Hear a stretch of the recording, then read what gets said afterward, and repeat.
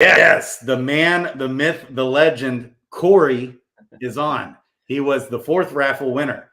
The 3rd raffle winner didn't go. He went with a different Gen Zero. So he is my final Gen Zero winner. And at first, he picked the Seer Berserker combo, legendary Seer or mythic Seer, legendary Berserker. But he just changed his mind because we talked about it a little more.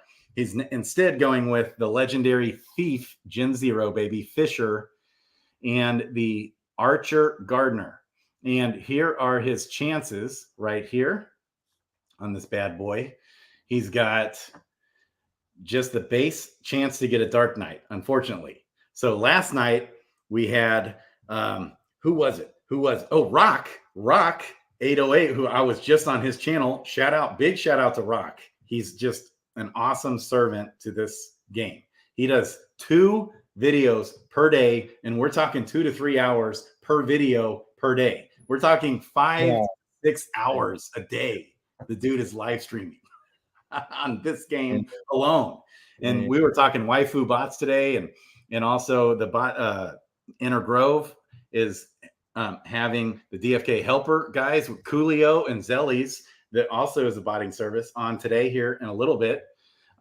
So KORY, he won the tournament a month ago. He beat Pouring. The winner of this tournament was Pouring, who's a legend.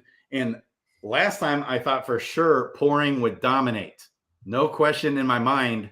KORY was the major underdog, like major, because I thought I was just going to roll through all the competition. And sure enough, Mr. Clutch himself in the house right here on the channel beat Pouring. And this was and last time Pouring, we were playing with level 10 plus heroes, and Pouring was just dynamite. And we saw it again. This time Pouring dominated. And I was actually surprised that Franz beat you. I thought it would be a repeat, man. But Franz took you down in the semifinals. Tell me about it. Yeah. What happened? What'd you do wrong? So I mean, as a lot of people that participated know, the level 1s is a different approach than your level 10. Totally different ball. It's totally different game. Yes. Yeah, there is a lot of, like, at the beginning, you can't make one single wrong choice because it can determine the outcome pretty much. And it's a lot at the beginning. It's just luck, right? Like, you're just guessing. You have no idea. All options are on the table, right? Their front line, their midline can both act. They can interrupt. Yeah. So I just happened to choose wrong. Like, okay, he got one step ahead of me right then, and so I was trying to climb back, and it was just this. I just couldn't quite come back. So my strategy for this was exactly what you just said. It was not to, like, people were overusing interrupts, in my opinion, and then specifically for this tournament. Right. Because if you miss and they drop a bomb on you, you're toast. Like, you are way behind the 8 ball right from the get-go. So I would rather, and then even if you are successful on the interrupt, it may or may not even help you that much depending on your meter skills. So even if you do get the interrupt, you guys are still health-wise at the same spot after that. Now, the meter is nice, but for a lot of people, the meter didn't even matter that much. If the bigger things in this tournament, like Eric in the house, he was saying, I need tanks. I was like, no, what you need is heroes that have a subclass that has a non-metered skill that causes damage. Okay. And a hero with the main class with at least one non-metered skill that does damage. So Wizard was such a good subclass because no meters, and it does the Ice Blast. It slows them down, 75 damage. It was OP. That's why Sages were big. I used 2 Sages in the front too as well. And almost, man, Raff took me down, and I should have won round 1. I was an idiot. And I totally gave that one away. And then I won round 2, and then round 3, it came right down to the wire, and he got me. But I thought I had him because so you're better off just using a skill and duking it out. And then the interrupt still majorly comes into play, but only when you're not trying to play the guessing game as much of, okay, like if you know that the dude's got a cleave and he doesn't really have any other skills he can use on you that round, well, then yeah, you got to interrupt. But so I thought people were doing too many fierce attacks, too many swaps, and way too many interrupts, and should have just been using skills and try to make the other guy guess, have an aggressive approach at first. And if they happen to interrupt you, it's not like it's the end of the world. That was kind of my strategy. What do you think? And I agree with that, but it really depends on, like, well, what if they have a warrior on the front line and an archer on the mid line and they interrupt you? It's like they've got two really good threatening attacks that could like wreck you right there. And so you think he's probably going to go for it. So do you want to try to interrupt and this is where Franz really got me, because he pinned me in a corner like that. And I was like, man, which one is he going to do? And I just happened to choose poorly, right? I chose the wrong one, and he did the full draw on me, and and in the end game, it just got me. So there are options like that, or instances like that, where it's just like, it is crucial. If you actually get a full meter, then you can, like, your whole arsenal is open. But if like me, I had a sage on the mid line and a dragoon on the front line, and my dragoon was a wizard subclass. And so it wasn't like I had I couldn't use my meter if I had one, because it didn't really do me any good at that point. Yeah, you didn't even need the meter that much. Didn't need the meter for that match. It's nice still to have, because the attune is there if you miss one or something. But my advice would have been just go aggressive and stay aggressive. So especially with those type of OP moves. But hey, and one thing with the game is that it goes fast. You only have about like a minute and 20 seconds or something to make your move. And you're trying to see what the last move was and assess everything. And for you guys, like, the chat was blowing up with the meme king. It was, man. And so that just made it harder, which made it funner. It made it just hilarious, actually. Who won? And he got straight memed on his. He was the second winner of the raffle. I summoned for him last night, and he's totally struck out. Oh, man. Like, everything missed. He went with my wizard priest combo because it had two advanced stats lining up, potential like mutations, and the wizard was pure. Well, he hit a common priest, and none of the advanced stats hit. It was like, but anyways, okay. So anything else on Fight Club? I'm pumped. So they're already talking about doing another one next month, but the possibility of having one sooner if we can get a bunch of people to join fast. What do you think of that? We just have to spread the word. Yeah, man. I mean, each one, it seems like we get more and more people. So, I mean, we had more people join this time, and so I'm betting if it's still a reasonable amount to enter, like 15 crystal or something, like nothing too drastic. I mean, I think you can get more people even this next time. And so and I say, even if we can't do, I want to be doing these, like, it would be fun to do these every week. And we could just, even if it's like 12 people joining, and all we do is put in 10 crystal, and you have a first, second, and third place winner, and that's all. Just for fun. I mean, I would do it every week. I mean, if the rewards were half decent, I mean, why not? Like, I mean, if 12 people put in 10 crystal, that's 120 crystal. What you could do, like 60 to the winner, 40 to the second place guy, and 20 to the third place guy. And even have a third and fourth, a third place match. Consolation. And we could do it to where it doesn't have to be like this big time crunch. It can be more relaxed and low key. And, that would be fun. Anyways, because and that'll just keep us going, because I don't really play much. Right. But I would love to get in there and play more. I've only played really around the tournament time. So, okay. So His KORY, man, 4th winner. Congrats. I'm pumped. Thank so you. we got the legendary Archer and the Mythic Thief combo. He's got a and so he changed his mind on that. And just the base 14.06 chance for the Dark Knight, but he does have a 1.1% chance for the Paladin, 52% chance for a Fisher. He does have a little chance for a Miner there, and he's like, I don't want an Archer Gardener.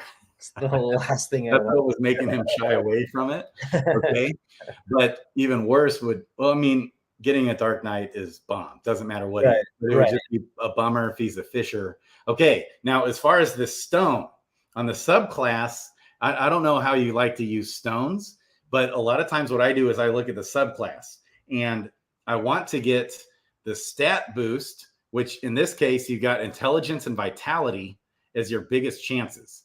I want to find a subclass where one of those two things line up. And it looks like you've got Archer and Monk.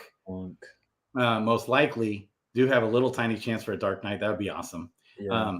So vitality is probably the way to go. And then if like the Monk hits on a blue and the blue stat hits and the vitality hits, you're then going to have in the subclass something like, let's see, 15. You'll have a 24% chance in the subclass to hit for vitality. Then if you use a vitality crystal, now you're talking a 39% chance. And it's just awesome to have vitality. Yeah, I agree. So you want to go with that? Yeah, let's go with the vitality. I would say that's the best crystal regardless, because you're building that HP right away. But he needs that. Yeah. As far as not a whole lot of advanced stat chances, but a little bit, tiny little bits. And here you have almost a 4% chance for passive too. Okay. Advanced, little bit on some of the visuals. You do have a right there for the hairstyle. Right. And for the stats unknown, not much, except the visual. You do have some visual things lining up. Okay, so let's do this. We got it up. We got it ready to go. We're going to go with vitality and what Rock said to do last night. Okay. We'll do it. First, we'll begin here. Rock, do you know who that is? Rock 808? Yeah, I've listened to him a little bit. Yeah. Yeah, he's nuts, man. Doing all those videos. I love how he gets on and he gives you the news, all the things happening in all the discords. Like first with DeFi Kingdoms, then he looks at the Waifu Bot Discord. He looks at all like Coolio's next DFK hero. All that is so cool. And so what he said to do, he said, this is important. You come here and you ring this bell. Oh. Have you ever seen that? I haven't yet. No, that's new to me. We got to ring it several times, baby. Make sure it rings. All right. That's what we did for him, and it works. He got to let the town know. He did it. Yes. And then when you're in the portal, with the summoner, you gotta rub this crystal down. You gotta rub them down a little bit. You gotta massage it. So tell me a little bit about how the heck did you actually beat Pouring in the last tournament? That was so epic. It went down to 3 matches. Yeah. Went right down to the wire. It was so epic, that match. It was a great match. Pouring. So Pouring since then has become a juggernaut of a battler. He's very, very strategic in how he plays. And I think I maybe caught him at a time when he wasn't as strategic as he is now. And so I think I had just a little leg up on him where I was able to kind of maybe anticipate his moves a little better. Okay. Since that tournament, however, when I've played him, okay, a thief. You got a thief. Okay, so most likely a Fisher. Let's see the rarity, baby. Come on, baby. Give us. Okay. I'm coming. All right, we'll take it. And take that. It is a Fisher. Fisher, nice. The blue stat did not hit on vitality. Hit on endurance. Yeah, that's okay. So, but it's all good because you cannot go wrong with a Vitality Stone. All Let's right. take a look real quick at his stats. 1 and 7 zeros. 1, 2, 3, 4, 5, 6, 7. View. Who knows? Maybe something else juicy hit here. So it's a Thief Monk, all basic. Bummer. Any of the visuals, all basic. Man, my luck, man. It's all good. It's so hard to get. I did is. 300 summons last week, going for a transcendent, and I finally got one. After 300. Well, I got one after like 200 and some, but I kept going for some more. I also have 2 double elites, one of which also has an advanced, and it's a legendary pirate. That was such a yeah. But I'll tell you, it is a biatch to hit. It is tough, man. It is tough. It just doesn't happen hardly ever. Odds are rarely in my favor. Man.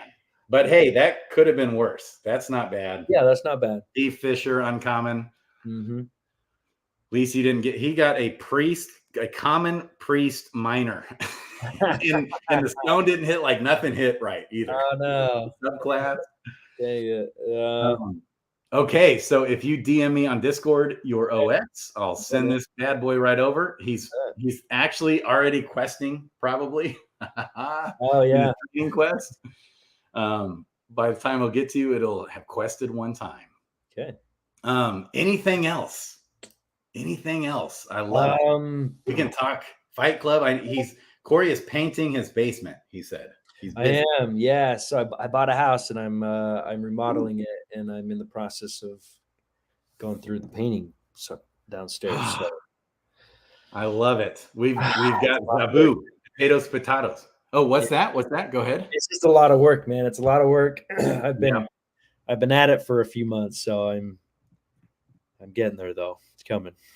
Well, good for you. I love it. Noonie. I love Noonie so much. Do you guys know who Noonie is? If you don't, he's the bomb. I'm going to get him on the channel. I don't know who Noonie is. Okay. You think Jewel will pump after the 2.0 release? And my answer is yes, I do. Probably, though, not as much as the new token. What do you think on that? Yeah, I think there's going to be a lot of hype around the new token. The new token, I think, will probably blast off. I think you'll see a lot of people jumping in there because there's going to be a lot of garden pools, I think, paired with that. And so you probably will see a lot of people wanting to jump in on those pools at the very beginning to try to take advantage of those. And so you're probably going to see a big pump. And who knows, it might be like what happened with Crystal Veil, because Crystal jumped up in price as soon as it opened, and then it tanked. So we could see that with this new token that they're going to announce tomorrow. But I would imagine that we're probably will see a pump, and Jewel probably too, because there might be some pools in their gardens that might pair. Yes. Well. So what helps so much with DeFi is liquidity. So when there's incentive to have liquidity, and that's why adding more pairs helps. Like I was bummed they didn't want to put Matic in, but the more pairs, the more that means people will potentially want to send their Matic in and then pair it with Crystal or Jewel. Right, yeah. And that's how the coins pump at first. Now, then on top of that, the use case. So right now, what we've seen, Zelf in the house, what we've seen is we went from Serendale and everything moved to Crystalville. And currently at the moment, there's a massive supply shock happening. So we saw this coming on this channel when Crystal was at 18 cents and Jewel was at 22 cents. I said, in the short term, you might want to sell the Jewel into Crystal, even though I'm still way more bullish on Jewel long term. And we'll see those flip. And when they flip, that's when we'll want to then potentially sell our Crystal back into Jewel. Well, that happened. And I said, don't do it too prematurely because it'll probably. So Crystal, it literally flipped. And Jewel went down to 18 cents. Crystal went up to 22 cents. I said, don't be too premature. It's probably going to keep going. That's exactly where we're at right now. So what I'm doing now is I'm still very bullish on crystal because there's all the use case. There's still a supply shock, even though day by day there's more crystal being released. And now we have the duals happening, which is also burning some crystal out of supply as well, but it creates more demand for crystal. Eventually, though, the more crystal that gets released over time, which we're probably still 2, 3, 4 months away from that being a big issue at all. Like even in 6 months, we'll still be good. I'm still bullish on crystal, but I'm definitely at this price point. I just looked, it's at 15.5 cents. Yeah. That is like, whoa. We might not see it this low, honestly. I know. So I bought some jewel today. I did not sell any crystal though, but I'm not selling any. Like if I want to go to the trader and buy something, I'm always buying it with crystal, not with jewel. Whereas it was kind of the opposite. Right. And I'm just stacking jewel. And the bummer with the jewel is it's not performing as well in the gardens. Okay. So what I'm going to do here over this next week is I had pulled all my liquidity out because I needed the jewel and the crystal that I had in there for all the summoning I just done over the last, 300 summons and different things, eggs hatching and all that. Which I got some mythic and legendary pets, baby. I love it. Nice. And some of my jewel, I'll be putting in the gardens for sure, but I'm also going to combine my liquidity with the jewel, even though it might be better. I'm going to do a video on liquidity maybe today because I was in a debate. A guy was kind of pissed me off a little bit. I probably overreacted a little bit about the liquidity. It's actually really rich, but you have to weigh some different factors before you provide liquidity for items, for gold, for different things. Yeah. But especially things like milkweed and things with high transaction volume, it's very good. Stones, different things like that. But it can also backfire on you. But in the long run, it's going to benefit you well as long as you're good with holding either one of the liquidity pair. Right. So I can ask you a quick question about that. So I don't know too much about. I know to pair them, and I understand that we get some of the fees when. So like let's say crystal's on top, and let's say milkweed's on the bottom. Somebody else does a transaction at the trader. We get a portion of that fee. Yes. So the trader charges you a fee, charges them a fee, and it's the fee. There's also slippage depending on how much liquidity. So the less the liquidity, the more the fees you get. So at one point I was like 87% of the golden egg liquidity. Nice. And I had, I don't know, I had 30 or 40 golden eggs in there, something like that. And so the slip it, which isn't a lot, before that, you couldn't hardly even buy or sell a golden egg. You had to do like one at a time. Practically. Right. So what that means is there's going to be more slippage for that trade, which means the liquidity provider gets more money in their pocket. So especially when there's not tons of liquidity and you're a big percentage liquidity holder in high trading volume, that's when you, like at one point I was just crushing the milkweed liquidity. It had to have been well into the multiple thousands of % interest. Wow. I was making on those because I had it written down. This was like a month or two ago, a couple of months ago now. And I just was so blown away. I almost like doubled the amount of milkweed I had and also increased the jewel that I had it paired with, both. And, but see, in the short term, like it's awesome to do liquidity for stones, but you see, I was putting in the stones when some of the stones were up over 20 jewel. I remember at the time, and then the stone carver came out and the price of stones went all the way down to like 5, 6, 7 jewel. And so that burned me a little bit, but if you just leave it in there and you don't need to use the stones, then when the stone carver goes back away, the price of those stones go way back up. And what all that means is there's lots of trading volume happening in with the trader, and you're getting you're getting tons of fees, and it's like pretty generous, I would say, for liquidity providers. No, you're not earning the extra crystal on top of that, but because there's so much less liquidity being provided, you're getting way more in the fees.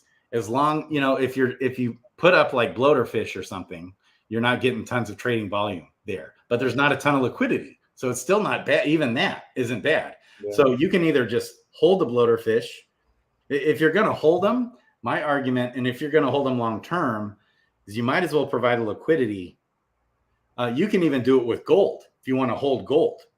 Like you might not want to like lock up all that jewel. You're not locking anything up, but you might not want to have all that jewel or crystal out of your ability to use. Mm-hmm. So in that case, I wanted to hold a bunch of gold, which that kind of paid off. I was buying up a bunch of gold when it was way down before there was any use case on Crystalville.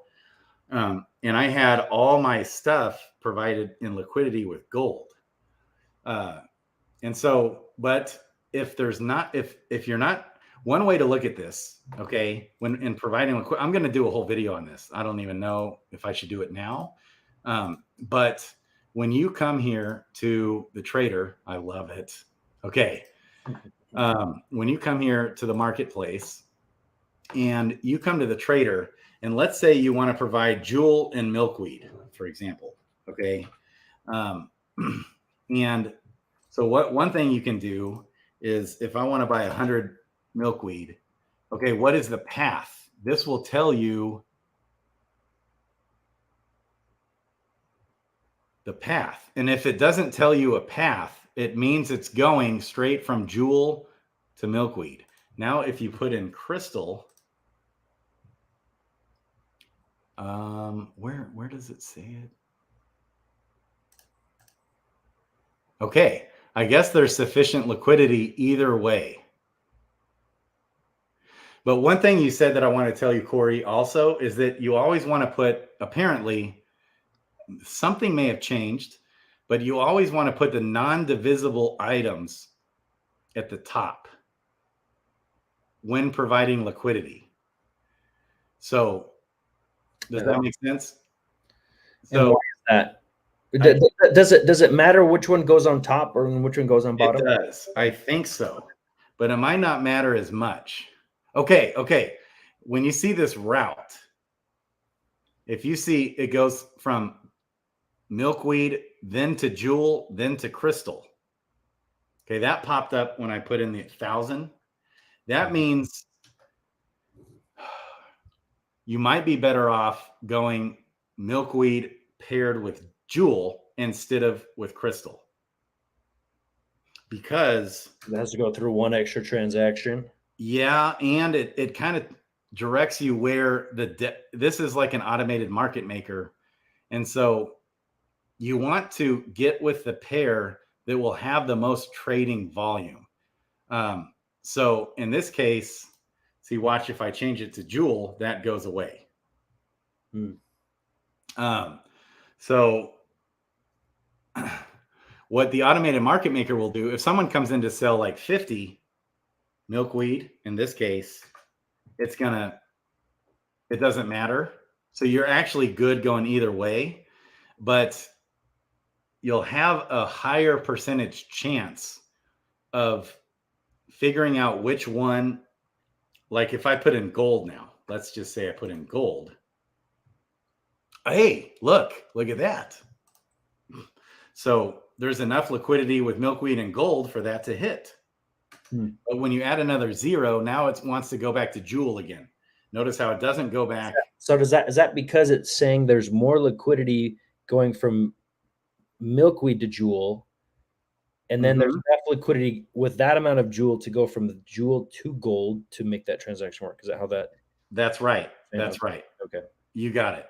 And so, but what that just told me though, right off the bat, is you're good doing gold, crystal, or jewel, but you're best off doing jewel for this for milkweed liquidity. Interesting. So that's good. there was one yesterday. I'm not sure which item it was. It might have been Swift Thistle or something, where it was best to go with crystal, actually. So it just kind of depends. Now, you might provide enough liquidity to make that kind of the primary pair. So if you have a ton of gold that you want to hold, you provide a bunch of liquidity, then you might start seeing paths go from jewel to gold to milkweed. That can happen. So in order for this whole ecosystem to work, it's all about having sufficient liquidity for these items that we need. That's what makes this whole thing work. Yeah. And so I think the more people doing liquidity, the better it is for everyone. And it's rewarding. I mean, it's awesome. Yeah, I agree. Okay. I love it. Stop screen share. I love you guys. Hey, I'll try to keep them coming. I was just on with Rock 808. We talked about a lot of good stuff there too. And I'm going to do another video about what we talked about. If you have the waifu bot, and setting up the auto leveling, things like that. Fun stuff. Issues with connectivity. I haven't had any issues with connectivity, but sometimes you got to fight through stuff. Sometimes, occasionally, it's just not working. You got to restart different things. He said, never mind in the next message. So I think he figured it out. Okay. Yep. Thank you. So KORY is a legend, people. A legend. I can't wait to do more Fight Club tournaments. Any closing thoughts? No, man. I just let's just keep this ball rolling, man. I feel like DFK is coming back around. Like I joined late last year, and so I've been through the ups and the downs, and it's definitely nice. There was definitely a big time there where I was like, I think this isn't going to go anywhere. I think DFK is gonna bottom and maybe die, and so I just kind of stood on the sidelines and just kind of took everything out, most of it. But now I'm coming back, and I can see there's a lot of there's more momentum coming, and so it's great to see that. And I think things are just going to get better from here. I really do. With the expansion, and they're doing a lot of great things. That the devs are working really hard to make this game kind of a world organization where we can recruit people from all places of the world. And so I love that. I think they're working hard. They're doing great things, and I think that's what you really got to put faith in, because devs really can make or break a game. Any game can have like the right ingredients, the right foundation, but like if you don't have the right devs that know what they're doing, then it can just kind of crumble. But I think we've got really good devs, and they're great. And I think if we just keep the ball rolling, and everybody just kind of help do what they can to kind of support and to invest, and I think collectively we can kind of keep this ball rolling and just make it even better than what it is now, and what it ever has been too. That was so well said. You just nailed it. And I actually got to a point where I was worried the game might die. I've been in 100 different crypto projects that have died, gone to zero, literally. Yeah. Mm-hmm. And this one stands out above all others that I've ever seen on so many different levels. They check all the boxes, how well they communicate, how they're developing hard through, not just through the bear market, but having gone through hell themselves. They're resilient, they're awesome, and so many phenomenal partnerships and things are happening. Big alpha apparently being dropped tomorrow. Yeah. Yeah. So I am so pumped about this whole ecosystem. The community's the best that I've ever seen by far, and anything I've ever seen. So KORY, if you ever want to get on and talk more Fight Club, yeah, man, or anything, hey, I'd love to have you on anytime. Let's do it. I'm going to send this over right to you. Love you. That's right, baby. We make sure our heroes are quested. We make sure our heroes are leveled up, baby. Yeah, that's right. Yes.